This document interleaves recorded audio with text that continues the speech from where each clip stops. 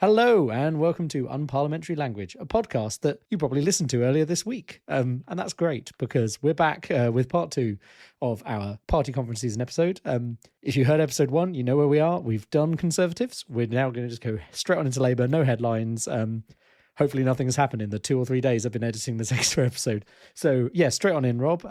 Labour. Yes. What are they trying to achieve with their conference, which has been going on this week?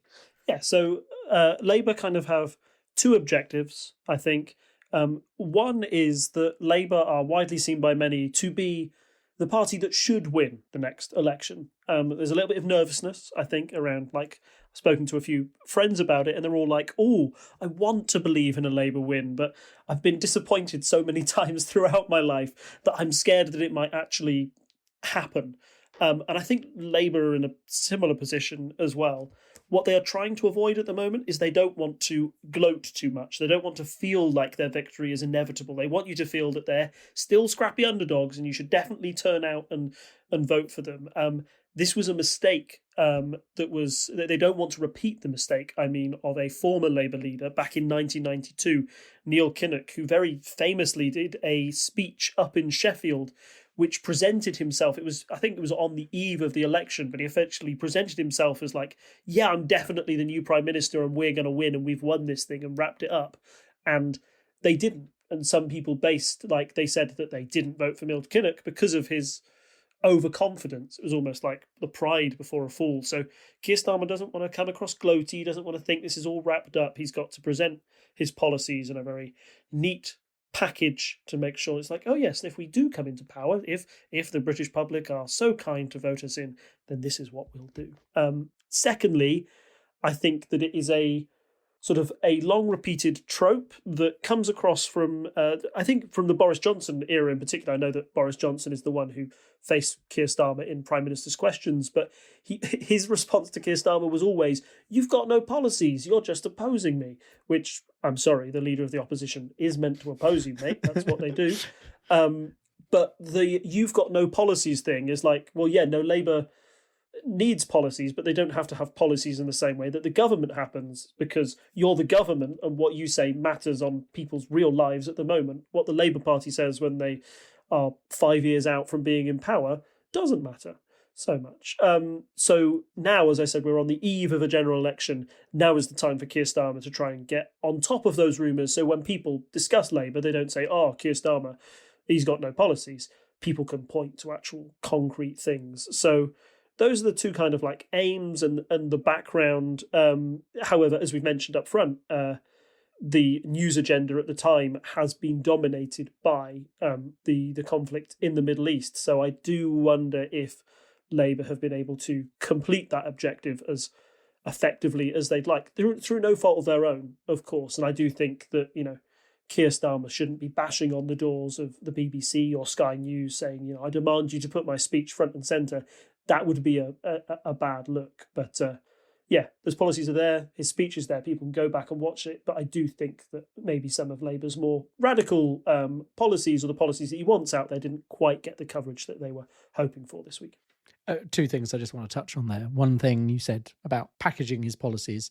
One thing that I heard mentioned on various podcasts I listened to is that they don't want to be too keen, like you said, but they don't want to be like seen as publishing their manifesto today because we don't know when the general election is.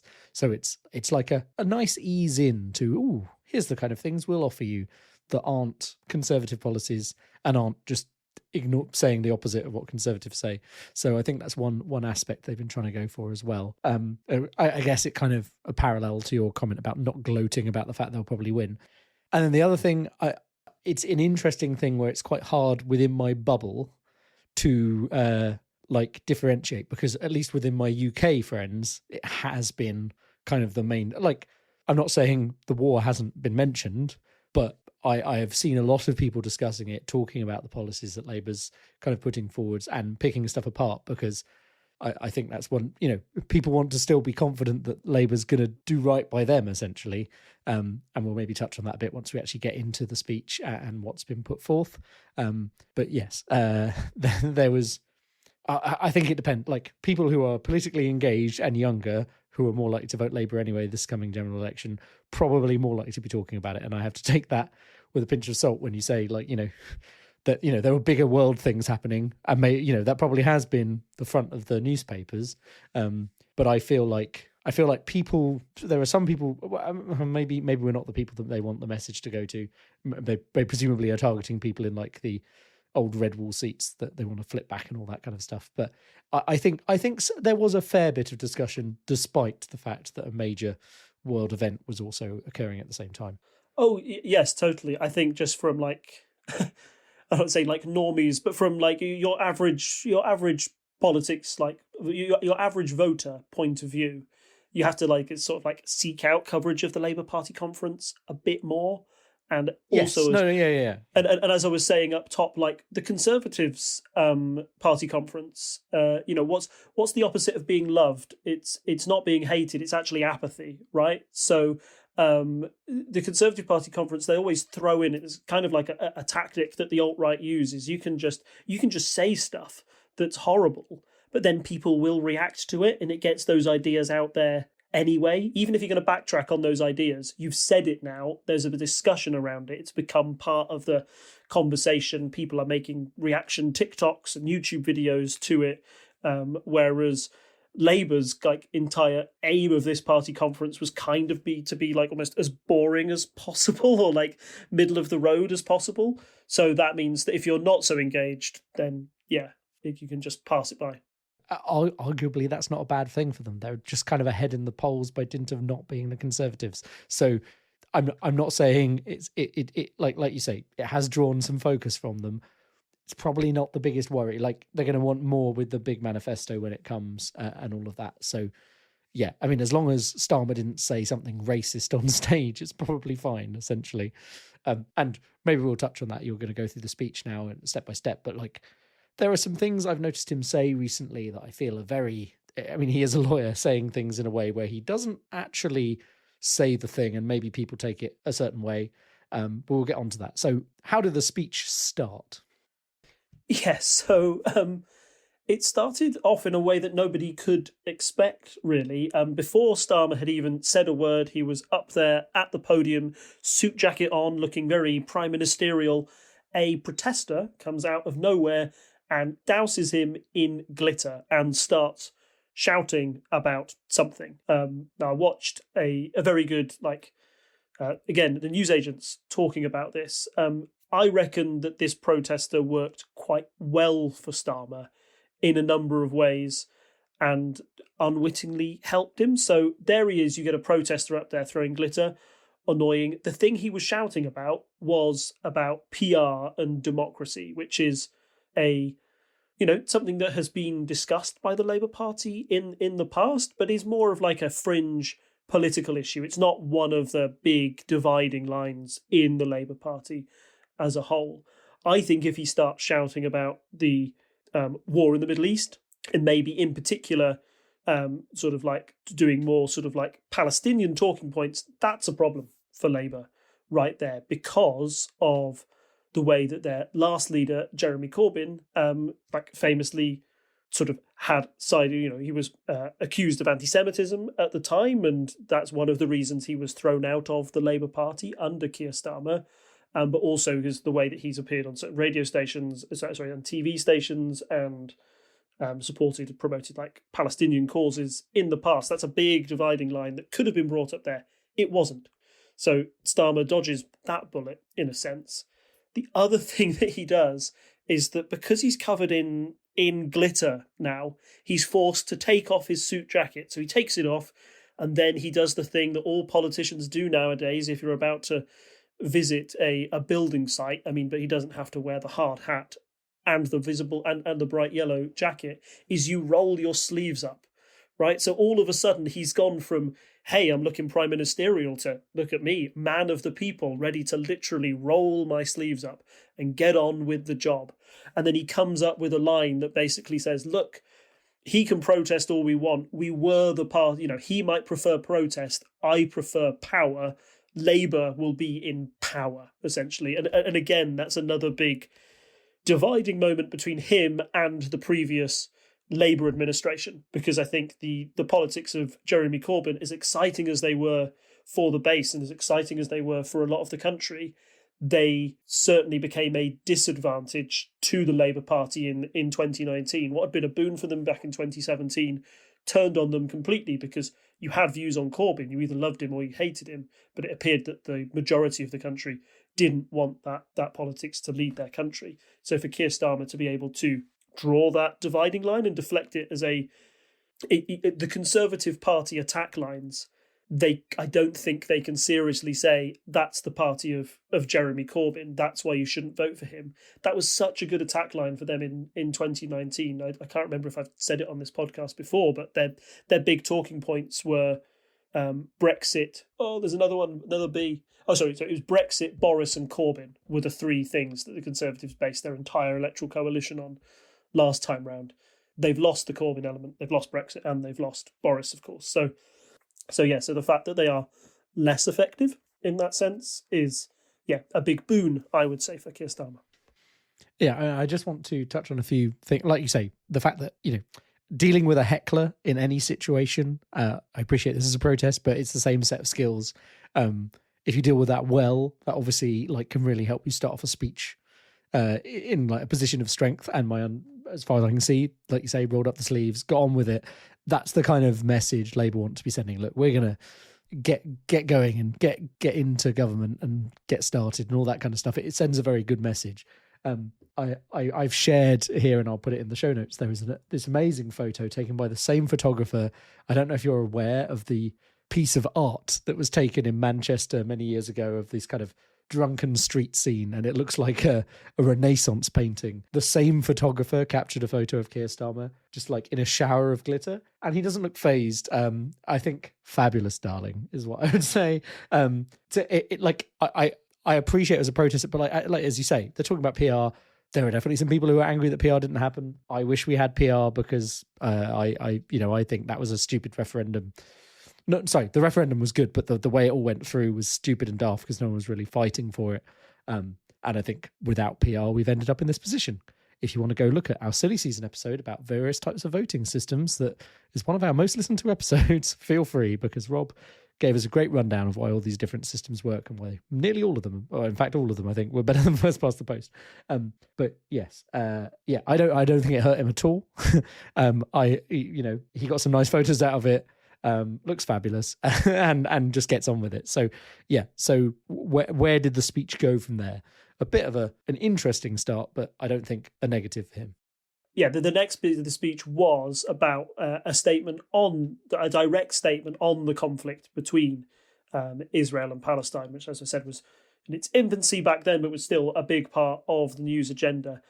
He was quite succinct on it, but his words were clear, essentially saying that Israel must always have the right to defend her people, which is a good thing to say, like I said, when you're comparing it to what a Jeremy Corbyn speech would have been back in 2019. I don't think there was any way that those words would have come out from Jeremy Corbyn's mouth. And it wasn't only the fact that he said it, but it was the reaction of the conference floor as well. The reaction from everybody there was, standing ovation, applause. I know there's always those at party conferences, so you can't, you have to take them with a pinch of salt. But I think, again, back in 2018, 2019, if Keir Starmer had said that at a fringe event, or somebody else had, you would have had 20, 30% of the audience maybe disagreeing with that statement or refusing to stand up and clap. A very divisive issue.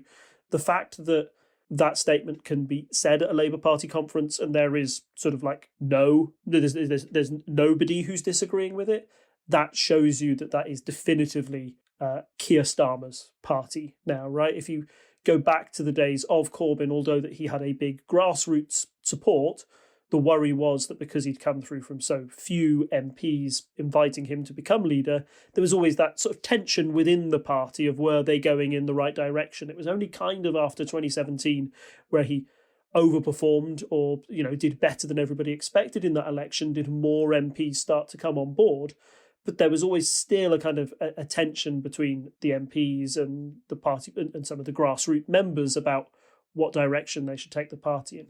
I feel now, particularly given that Keir Starmer has been there for nearly 5 years now.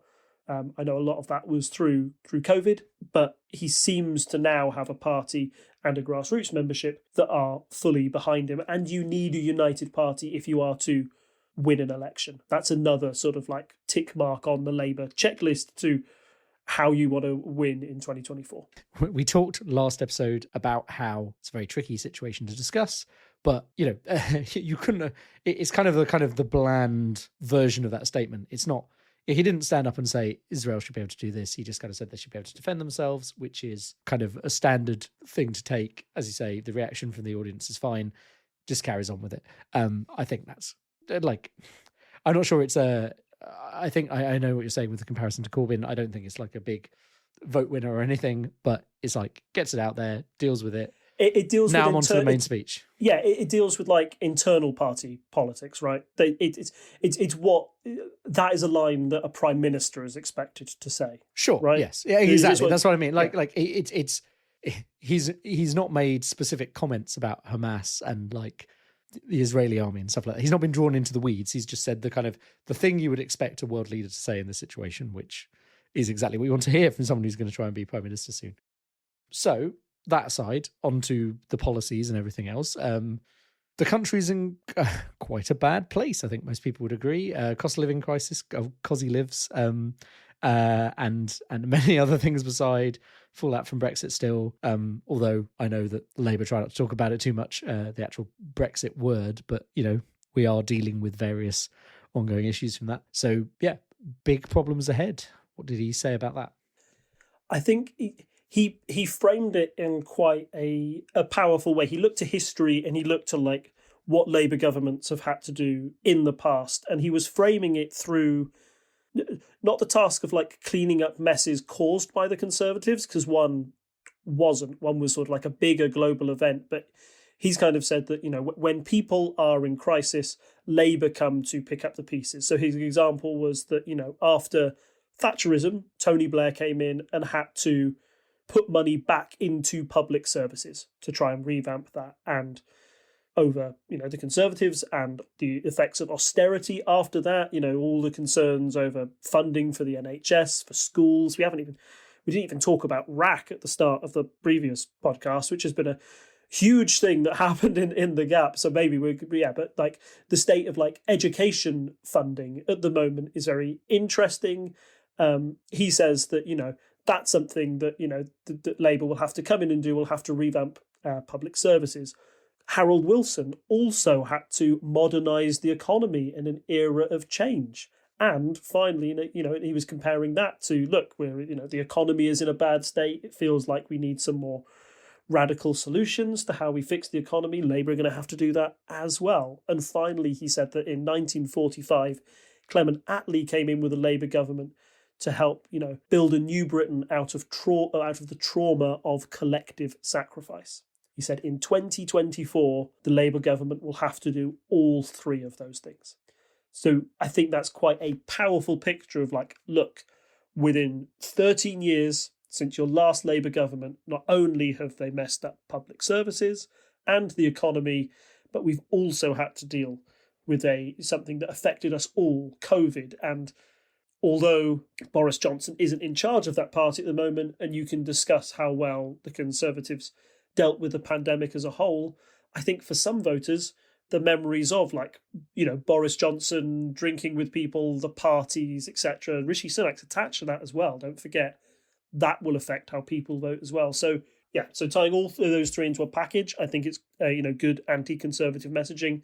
It also gives him a bit of breathing room as well, and we always talk about this, about expectation management. When Barack Obama was being elected in 2008, it was in the wake of like the biggest financial crash the world had known in 60, 70 years or whatever. So I remember his speech after he'd won was kind of like, we've won, but just so you're aware, this doesn't get fixed in a day. It takes time to rebuild this. And I think that's kind of in contrast as well with what Rishi Sunak's saying, or like the trap of like populism that will get you, because the alt-right and like their version of events, a lot of what they say is kind of like, look, it's really simple. This one simple trick. Doctors hate it. Economists hate it. If you just do this, the economy will be fixed. But nobody's brave enough. The experts won't tell you about it. They're not brave enough to change the economy. I'll do it. I'm the radical. I'll fix it within a year. Which is fine. Goes on to tank the economy. Yeah, exactly. Yeah. Well, exactly. Yeah, that was kind of Liz Truss's pitch, right? And then when it met reality, it failed. Keir Starmer's like, look, I have to deal with the reality of the situation we've got. I can't turn it around within a month or 2 years. There's a cost of living crisis. All of this will take time. But if you put your trust in me and allow us to build something, we'll turn it around for you. Which I think is it's a more realistic message. It's an uplifting message. It's one of hope, which I think kind of Sunak's speech was lacking in a sense. But I think, like we touched on earlier in the previous episode, about it being the rhetoric where it goes, it's a well-built speech, unlike some of the speeches the Conservatives had. Is, he has his 3 points, and we're going to have to do all three. But like, he's got you like, yes, yes, yes. You're nodding along. Oh yes, you're going to do it. Like, it draws you in. It's good speech writing, essentially. And also, I think, as you say, it's important to say, like, we're not going to click our fingers. There's no magic money tree. All these other phrases we can use to dig previous Conservative leaders. But yeah, it seems very sensible, and like that's what they want to be, that they want to come across as a safe pair of hands, because right now the Conservatives, who have traditionally, that's their argument, are definitely not selling that to the wider public. Yeah, totally.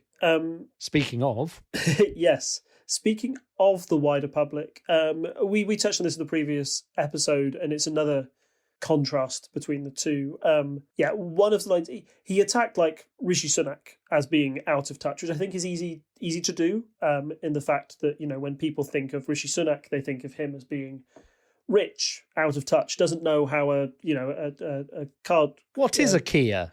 Yes, yeah, all of those type of things. Like I necked a card? Yeah, you remember yes. There's been a few own goals there from Sunak over the last few. Yeah. Where it feels like he lives within a bubble, and you can kind of transpose that onto Conservative politics as a whole. In the way we were talking earlier about how they sort of like live in this alt-right bubble, or the bubble that's created by GB News, the outrage factory, as I called it, where you're always sort of.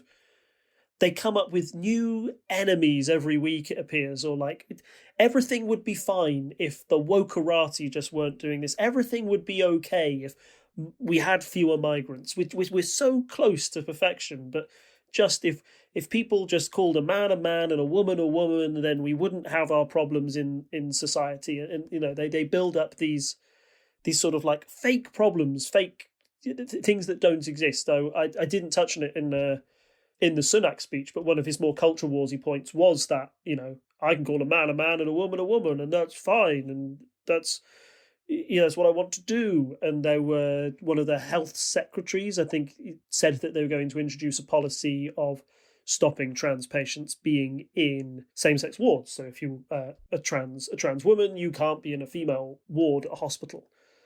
Which, when people went on to do research about that and look at the figures, they found out that the number of patients who had complained about a trans patient being in their ward was precisely 0. So that is a good example of a problem that is entirely fictional, like not one person has reported it, and they are introducing this policy to sort of saying, we fixed that problem when the problem didn't even exist in the first place. The way that Starmer attacked that way of thinking, that Conservative way of thinking at the moment, is he said that the walls of Westminster are very high. Essentially, you've had a Conservative government that's been in power for 13 years now. They are trapped within this bubble where they don't speak to the public, they don't speak to real people.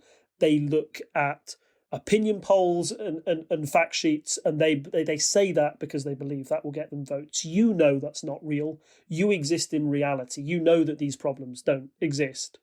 We want to listen to you, the ordinary working people, and do what's right for you, rather than invent these problems and pretend that we've solved them. And yeah, again, I think that is another far more positive message than Rishi Sunak going out there attacking gender ideology for no reason. So I think it's worth touching on here. I think I mentioned previously when we were talking about the Conservative speech. We touched on that, the gender ideology and the Conservative person who got dragged out for saying there is no such thing as gender ideology. Like, trans people are trans people; they exist. You know, I'd like to think no listeners to the podcast would misunderstand our opinion on that. That trans people are real. They have their own rights and they should be protected, and all of that. I want to be very clear on that point. One thing that is interesting is some of the spin around this. So when Sunak gave his speech, Starmer was asked. So as he said, Sunak said, "A man's a man, and a woman is a woman." Starmer, this is interesting because it's not the actual question from the interviewer, it's kind of how the newspapers phrased it, and then it was like asked if he agreed, to which Starmer said, "Yes, of course, a woman is a female adult," which in the way it's phrased in this article implies transphobia from Starmer. But I think this is the thing I touched on earlier. I think he was trying to be clever. At least I hope he was trying to be clever by saying, like, because that is the definition of a woman is a woman, but like is what Sunak is saying. But a trans woman is a woman. Like that's the definition of like a trans woman is a woman. Like, so I think it was kind of a clever thing, and maybe didn't quite come across. It's worth noting as we continue on that when the Labour kind of policies came out, that there was a clear stance on conversion therapy and protecting trans people. So it seems like in general, like I think Labour I'd love them to just get up there and say, we support trans people. That's what I think they should do. However, I understand they are aware that for some people that's a vote loser immediately. We've seen the arguments happening with the SNP and other stuff going on. I wish we weren't in this situation. It's a shit situation. I try not to swear on this podcast, but there you go. Like, trans people should be supported. That's very... I don't want to... I feel like I'm a broken record here, but like, we need to look after trans people. We should protect them, etc. I feel he was trying to be clever there, and like kind of Twitter took it the wrong way. I hope that's what is the case. Labour, because of the general, like, as things have generally gone to the right in this country, Labour has also gone to the right as the discourse has been dragged. Like, I want more Labour MPs to come out and say trans people should be looked after and protected, and that we need to fix the stuff going on in the NHS. I'll put an amazing Philosophy Tube video in about Abigail Thorne's dealing with the NHS, trying to get her trans surgery and all of that stuff sorted, which is depressing. It's an important issue. I really want Labour to come out and say they support trans people, like, more explicitly. Unfortunately, we're in this part of the news cycle where the newspapers are like, even The Guardian is very transphobic. Like, they're meant to be the left ones. But like, my trans friends are all like, look at them being absolute garbage. Words I can't say on absolute rubbish to their employees. Yes, words I shouldn't say on this podcast. But the point being, I just wish they would stand up there and definitively say we're going to protect trans rights. They haven't. I'd like to I mean, Labour's going to be better than the Conservatives, at least I would like to think. I like to think, unfortunately, the way that it is, it's like you want Keir Starmer doesn't want to touch that issue with a barge pole because we were talking about earlier how he just wants to play it like super safe and doesn't want to rock the boat and doesn't want to do anything that might affect his lead. So he doesn't want to speak one way or the other about that issue, right? But I totally agree with the statement that from the outright transphobia of the Conservative Party, the Labour Party is certainly the lesser of two evils in that situation. And I would hope, even if Starmer hasn't said it out loud, that a Labour government would be far more understanding of trans people than any Conservative government would be. Because we've seen statistically how reports of hate crime against trans people has gone up as more of this rhetoric has come out, and it seems to be entirely fueled by certain sections of the media trying to make it a culture wars issue. Because I believe it is totally... we were talking about how the Conservatives had their three principles at the last election, Boris, Corbyn and Brexit. Brexit is a huge culture war issue that has been swept under the rug. And the only way that they feel that they can appeal to those sort of voters again is kind of like, oh, what else do those type of voters agree on? Oh, they seem to like not be able to understand the concept of multiple genders, why don't we go in on that for a while? And I think that's the only reason Conservatives are doing it, because they think it's a vote winner for some bizarre reason, and they think it's a way of dividing a wedge between people, which is terrible, and is why Starmer is leaving it alone, or is maybe not speaking as he should do on the subject. But yeah, to reiterate, I think a Labour government would be far safer for trans people than any Conservative government. Yeah, I think so too. And I just want to, I'm gonna give myself loads of editing issues here by rambling a bit, but like, hey, it's me, the person without the gender. We see you. It's gonna be like I would, I wish I put it on my passport. I would have got a PhD. I've been to IKEA. I've bought a Blage, right? Blage, yes, yeah. But I mean, I want to be very clear that the podcast supports trans rights. Totally, 100%. Yeah, 100%. Unparliamentary language says trans rights. Yeah, get that. Exactly. We've actually, I should get more flags. I only have a bisexual flag behind me. There is a flag shop not far from me. It's really great. But yes, it goes without saying, trans rights are human rights. We support trans people. I wish Labour would just come out and say it. But I still think they can be better than. I mean, have you seen the Conservatives? Would be my response. Like, precisely. I would love there to be an LGBT party who, like, we're going to, in the same way we had UKIP, like, force awful right-wingness. I'd like some, something that forces the rights the other way. I think we're unfortunately in this horrible position right now where it's like when, gay rights were less supported, and it was like, oh, you can't be gay. Like the fact that most of the scandals in the early 90s with Conservative MPs were that they were actually secretly gay. But that isn't a scandal anymore. People just are gay, which is great. Like right now, we're going through a rough time. It's exactly the same arguments that were made against gay people, against trans people. I very much hope that we get beyond that soon, please. But yes, trans rights are human rights. Labour should support them. Please actually say that out loud, Starmer. I think that's the most concise way to summarise that. So, moving on from that, so kind of a boring speech, but better than Sunak's speech would be my summary. Do you have more points on that you'd like to fill in? Yeah, no, I think you've summed it up very well. It's a standard speech, a safe speech, right?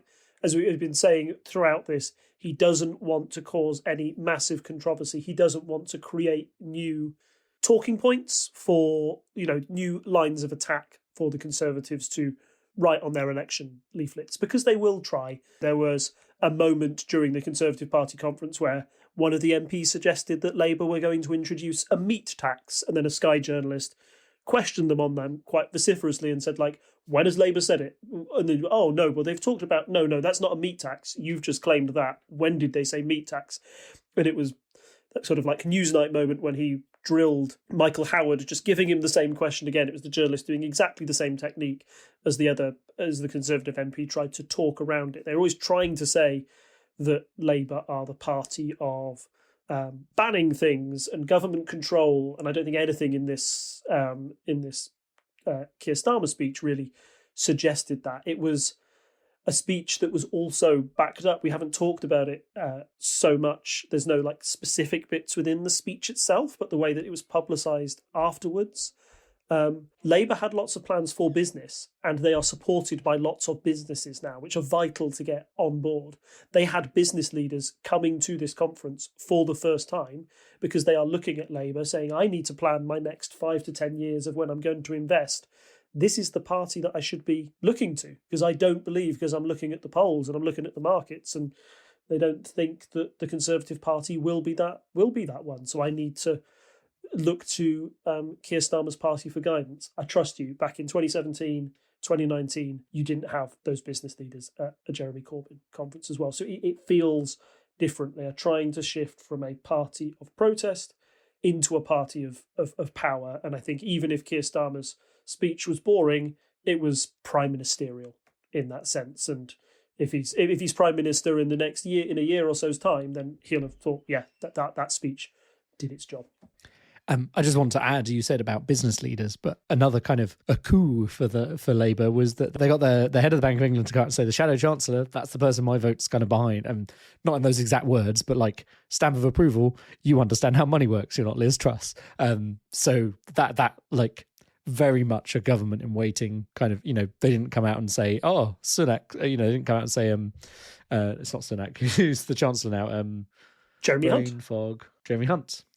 His own rhyming slang. Yeah, they didn't come out and say, "Oh, Jeremy Hunt, he's going to be great for the economy." Like, to be fair to Jeremy Hunt, I don't think he's actually messed anything up massively with the economy. He's not quasi-quadrang a Liz Truss, but yeah, it is telling that the head of the Bank of England is going Labour thumbs up. That's, you know, when the kind of things start turning, you see the newspapers turning, you see big institutions turning, you feel changes in the air, I guess, and Labour wants to ride that to a general election.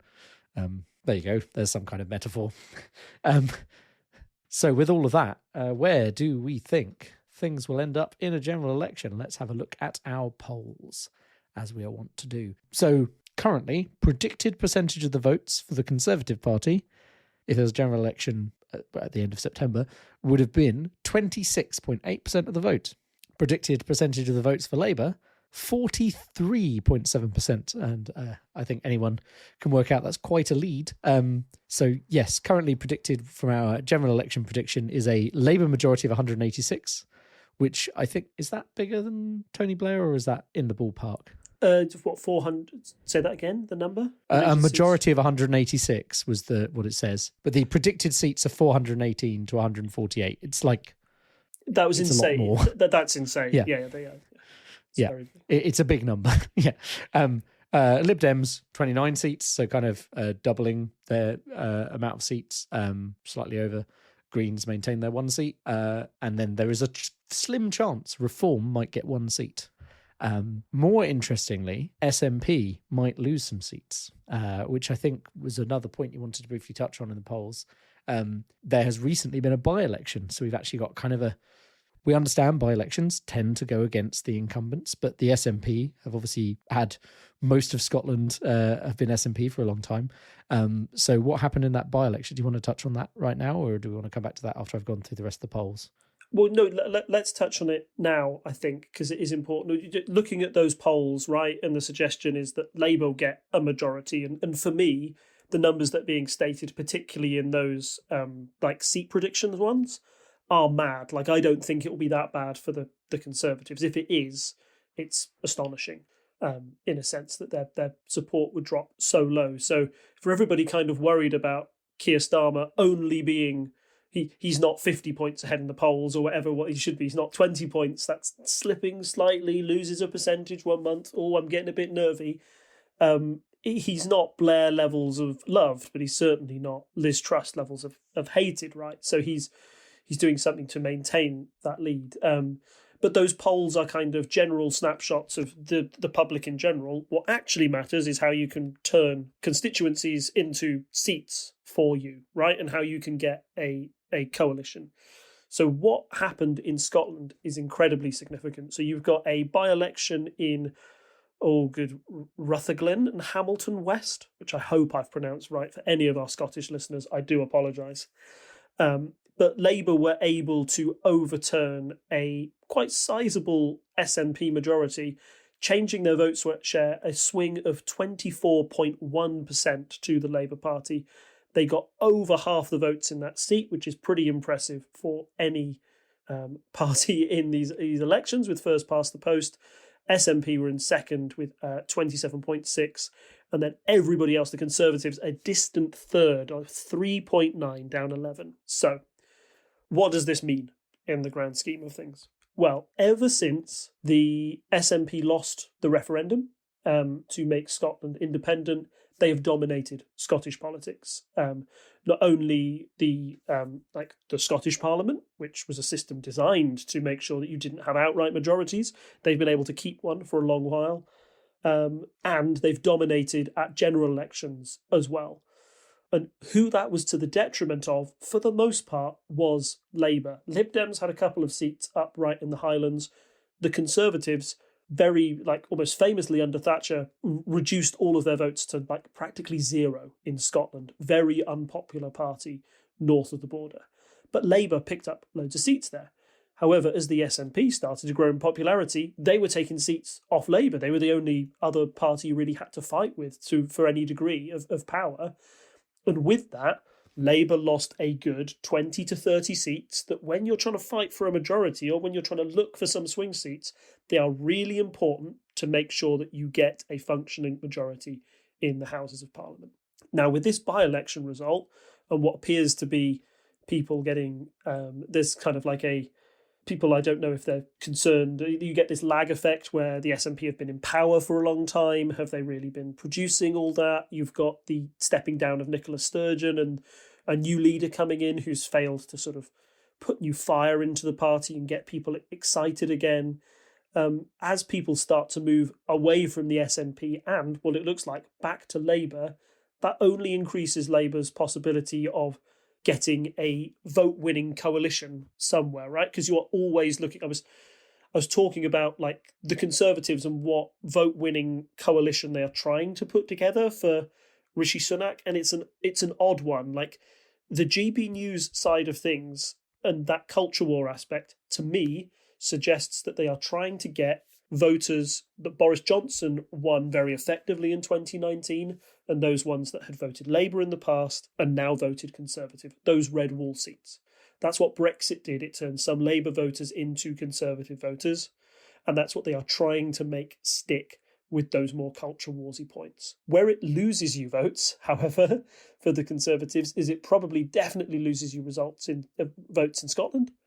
And it will lose you votes in Conservative Lib Dem marginals, right? All that language that comes out there is where your more Cameronite centre Conservatives live, and it makes it easier for Lib Dems to go, look, not only are we very good local politicians, but we're also not quite left as Labour, and we don't say half the horrible things that the Conservatives say. You want fiscal responsibility, well, we'll provide that, but we also won't attack migrants and trans people as well. That's a pretty that's a convincing argument for lots of people in those Conservative Lib Dem marginals.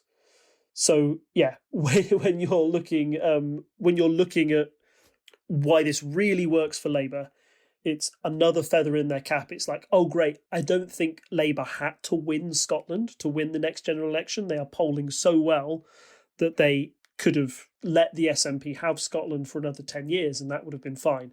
But this is just an extra bonus. Yeah, take 10, 20 seats off them next election. We weren't expecting that. Brilliant. If they're going to implode, we'll step in, and that just increases their chances of a majority. So when you're looking at, I guess my theory I want you to take away with this is you can look at the national polls all you want, and you can look at a 1% dip or a 2% dip and think, oh my goodness, what does that mean for the swing across several, if that swing was repeated across all the seats in the country based on the 2019 election results, how is that going to affect it? You don't know.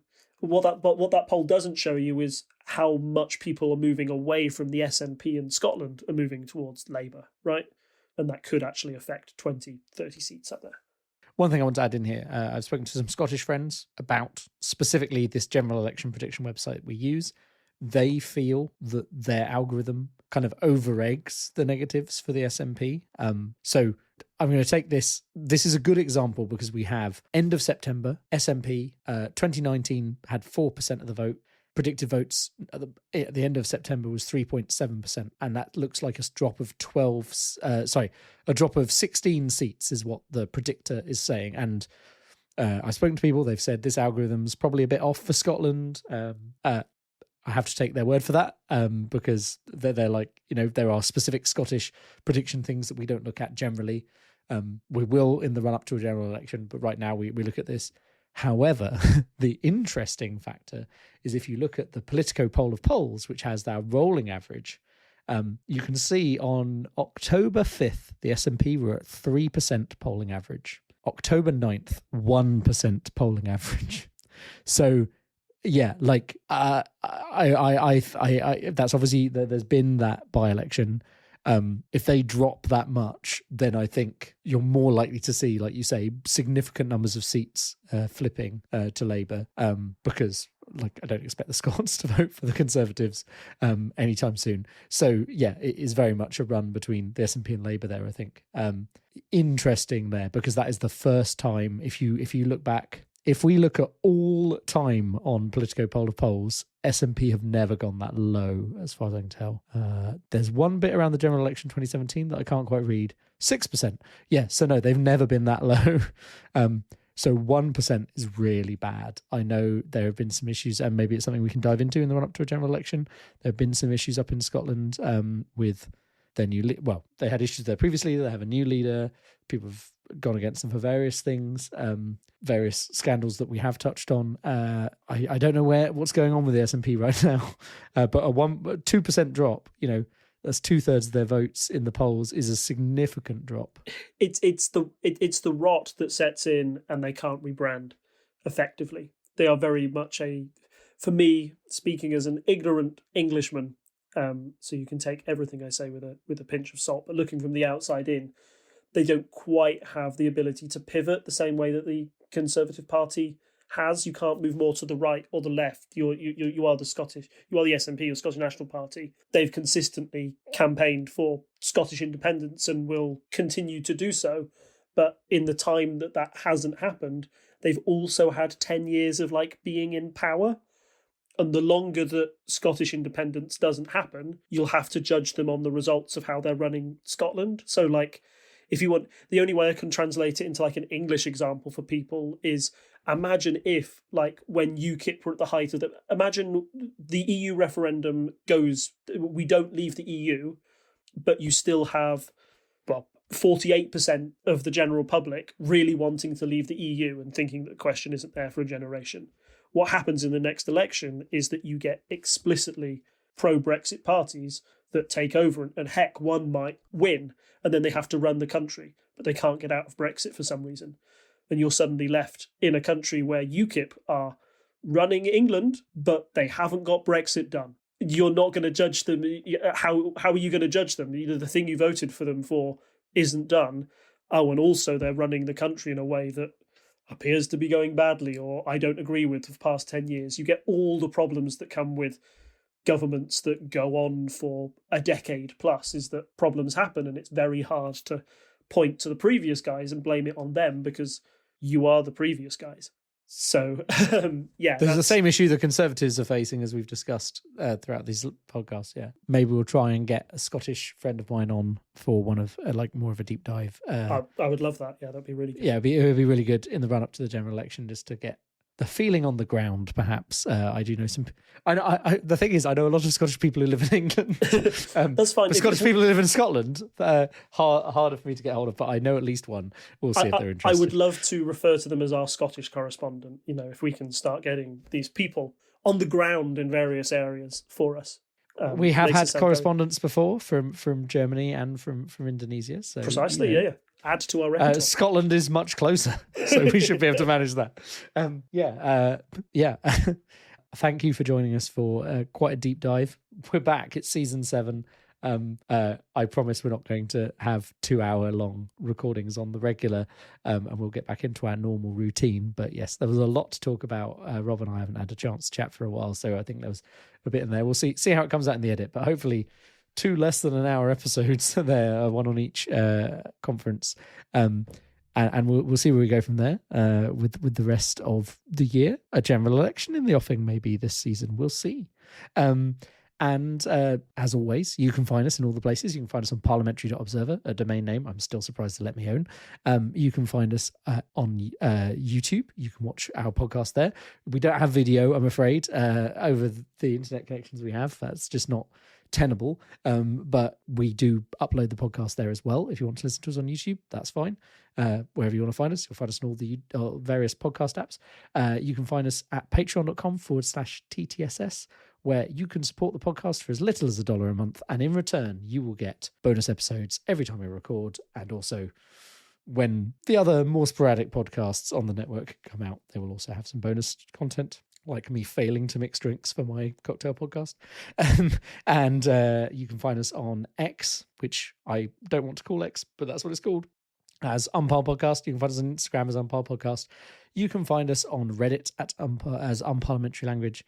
and you can find us on Facebook as Unparliamentary Language. And I still haven't opened a Mastodon for us or a Blue Sky, but I have a free invite, so maybe I could create us a Blue Sky. We'll see if that's the thing I want to do. Have we got a Threads now? Surely we've got an Insta, so that must just be an instant make it a Threads. The thing with Threads, the thing with Threads is it's just like Twitter or Mastodon or Blue Sky, but owned by Instagram, and I'm not sure. I don't know how viable that is now. I have a Blue Sky invite. Like Blue Sky is just what Twitter should have been. We'll see. My thoughts. At some point, social media will just collapse into a hole, and you'll have to come to our website and see us there, where you can comment. There's commenting on the website. Come along, comment on YouTube as well. We want interactions, and you may have opinions on what we talk about or what we say. Feel free to suggest ideas for things we can talk about, although obviously we tend to talk about what's happening in the news. There's always an angle that we can discuss if it's relevant. There's nothing left for me to say other than it's good night from me. And it's good night from him. Bye. Bye. Bye-bye. Bye. Bye. Bye. Bye. Bye. Bye. Bye for realsies this time.